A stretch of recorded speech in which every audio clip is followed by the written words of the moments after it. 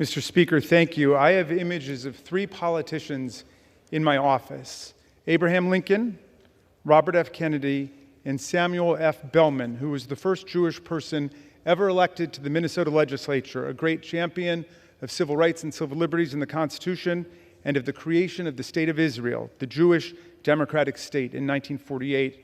And he was my grandfather. He was elected at a time of terrible anti-Semitism. Not unlike today, Minneapolis was actually called the anti-Semitism capital of America. And my grandpa told me a story I'll never forget. The Democratic Farm Labor Party and Republican caucuses both had their annual retreats at a country club that did not allow Jews or blacks to enter. My grandfather complained privately to the speaker about the fact he wouldn't be able to go to his own retreat, and the speaker apologized but said that it was a tradition. So my grandfather, the only Jewish person in the chamber, spoke on the floor about anti-Semitism, and he was booed and jeered at, and members left as he tried to speak. When the minority leader asked me to manage our time today, I thought about my grandfather and how he must have felt on that day. So I rise here not in spite of the fact that I am a Jewish American who supports the Constitution and the Jewish democratic state and hates all the anti-Semitic tyrants and terrorists of the world, from Putin in Russia and Mohammed bin Salman in Saudi Arabia to Hezbollah and Hamas. I am here because of these things and because of everything that I believe in and stand for. At this moment when democracy is under siege all over the world, America must stand tall for the Constitution of the United States, and this resolution is about one thing and one thing only: the punishment of speech. So we have the chance to show the world what the American Constitution means and how we hold fast to our core principles, even when we're drawn away from them by our passions and our righteous anger. The Constitution is the supreme law of the land, and the very heart of it is our First Amendment, which protects every citizen's freedom of speech and says Congress shall make no law abridging it. The freedom to speak includes the freedom to disagree, the right to think radically differently from the majority about important things, or else it is no freedom at all. It's easy to defend freedom of speech for people when you agree with them.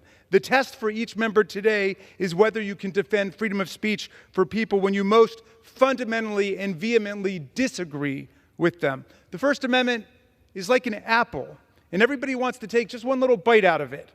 Left-wing speech, right-wing speech, sexist speech, feminist speech, homophobic speech, pro-LGBTQ speech, anti-war speech, pro-war speech, religious speech, sacrilegious speech. Everybody just wants one bite out of the apple. But you know what? At the end of the day, once everybody's taken his or her bite, you know what's left? Nothing. There's nothing left. If you want to save the apple, you have to learn to tolerate not just the speech you love the most, but the speech you hate the most. Now, like the First Amendment, the Speech or Debate Clause embodies this central value in the proceedings of this body.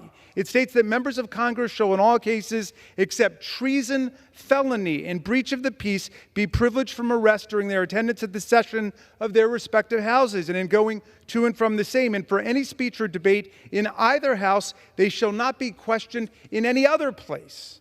In the 2.5-century history of this great chamber, members have been overwhelmingly censured for their actions, not for their speech. Actions like participating in the violent assault against Charles Sumner of Massachusetts, assaulting Representative Josiah Grinnell of Iowa with a cane, selling military academy appointments, taking bribes, engaging in mail fraud and payroll fraud, improper spending of campaign funds, embezzling congressional money, engaging in sexual misconduct with a House page.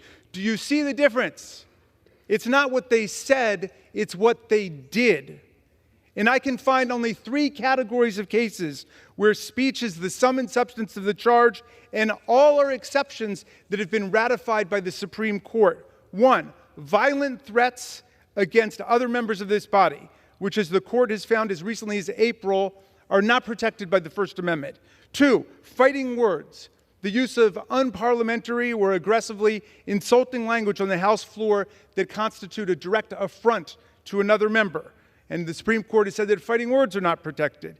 3, speech advocating or promoting treason, secession, or insurrection, all of them outside of the First Amendment because of numerous provisions in our Constitution condemning and opposing insurrection. That's it. Violent threats against other members, fighting words on the floor, speech inciting insurrection. The resolution offered against the gentlewoman from Michigan is all about censuring her for her political speech. And literally nothing else. No actions, no conduct is being alleged or punished. The entire motion is about her speech and how much we hate it and how wrong we think it is. And all of that is fine for all of us to express individually on the floor, in the media, on the social media. And I have said to Ms. Tlaib myself that the phrase "from the river to the sea" is abhorrent to me, even with her published explanation of what she means by it, which is very different from what Hamas says about it and uses it. But I would never think of punishing her or disciplining her because we disagree about that. But the resolution proposes to condemn her for quoting this objectionable phrase in her video, a video which is indisputably protected speech under the First Amendment. Unlike the gentleman from New York, Mr. Santos, whose proposed expulsion by members of the majority was rejected by a commanding bipartisan majority last week because he has not been convicted of either the criminal or ethics charges outstanding against him, Ms. Tlaib has been criminally charged with nothing. She's been civilly sued for nothing, and she has no ethics charges outstanding before the Ethics Committee in any way. And it's easy to see why. She cannot face criminal punishment or civil liability for her speech because in the United States of America, we don't punish people for their political ideas, no matter how wrong-headed or offensive we think they are. And the majority might think they are, or it might not, but in any event, it doesn't make any difference. She won re-election with 71% of the vote in Michigan's 12th district, and if anyone's going to punish her for her political ideas or performance, it must be the people of her own district who sent her here to represent them. Mr. Speaker, the disciplinary process should never be used to punish the political speech or viewpoints of a member of this chamber just because the majority disagrees. The punishment of political viewpoints will mean that members will be censured just for being in the minority rather than in the majority, and that will come to stifle our dialogue and haunt all of our work. For example, the good Speaker of the House, who is my friend from the Judiciary Committee, has taken positions in the past arguing that sex between consenting gay adults should be a crime, that the Supreme Court was wrong to strike down sodomy laws in Lawrence versus Texas, and wrong to give gay people the right to marry in Obergefell, a right that he said is, quote, the dark harbinger of chaos and sexual anarchy that could doom even the strongest republic. Now, the vast majority of Americans reject these positions as extreme in public opinion polls and believe all citizens should have the freedom to pursue their own love lives and to marry. If the House majority changes hands, should we actually censure the former Speaker of the House for his constitutional apostasy and thought crimes against the rights of millions of Americans? I sure hope not, because the gentleman from Louisiana is absolutely entitled to his political and religious views, no matter how far outside the constitutional and American mainstream they are. Under the First Amendment, extremism is in the eye of the beholder. But how will we resist the temptation to punish him in the future if we set a precedent today that members can be censured and canceled simply for their political heresies in the eyes of the majority controlling the House?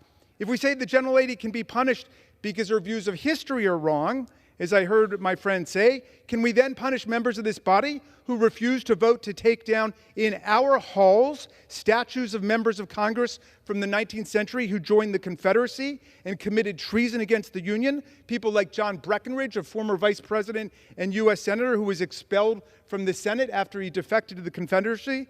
Should we use the disciplinary process to impose historical orthodoxy? If anything, there's a stronger constitutional case for punishing the 120 members of the House who voted against taking down statues of Confederate traitors because multiple provisions of the Constitution explicitly forbid and punish participation in insurrection. Do members who voted that way want to risk being censured in the future by establishing that divergent minority views on history are a legitimate matter of institutional discipline? And what about the members who defended conspiracy theorist Alex Jones and stated that Sandy Hook and Parkland Mass murders of dozens of school children were staged by Hollywood to generate support for gun safety. That's not even a matter of opinion, but adjudicated positive fact, and still, the Constitution protects your right to be wrong about facts unless you're deliberately defrauding or cheating someone out of something like money or campaign contributions. And what of all of those members who have followed the former president in advancing the big lie that he actually won the 2020 election? Should we convert the 60 federal and state court decisions rejecting claims of election fraud and corruption into discipline and punishment of members who still cling to that view? What about the 11 members of this body who lost the 405-11 vote in 2019, recognizing that the mass killing of Armenians by Ottoman Turks during World War I was a genocide?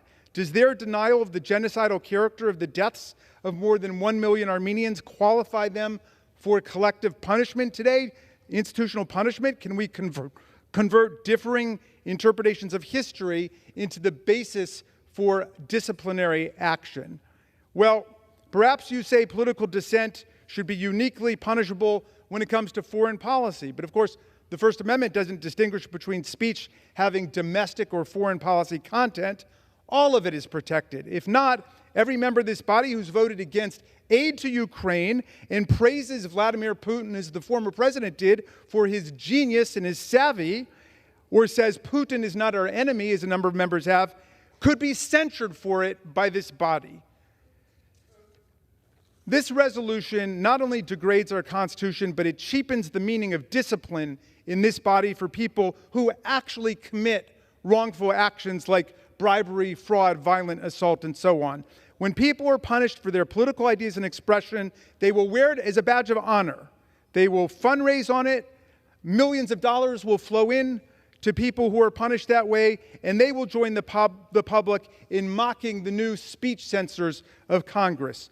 A secure constitutional republic which actively protects the freedom of dissenting speech to allow for serious debate and growth as a society shows its strength, not its weakness. As Thomas Jefferson, whose beautiful statue is right outside of this room, put it, "If there be any among us who would wish to dissolve this union or to change its republican form, let them stand undisturbed as monuments of the safety with which error of opinion may be tolerated where reason is left free to combat it."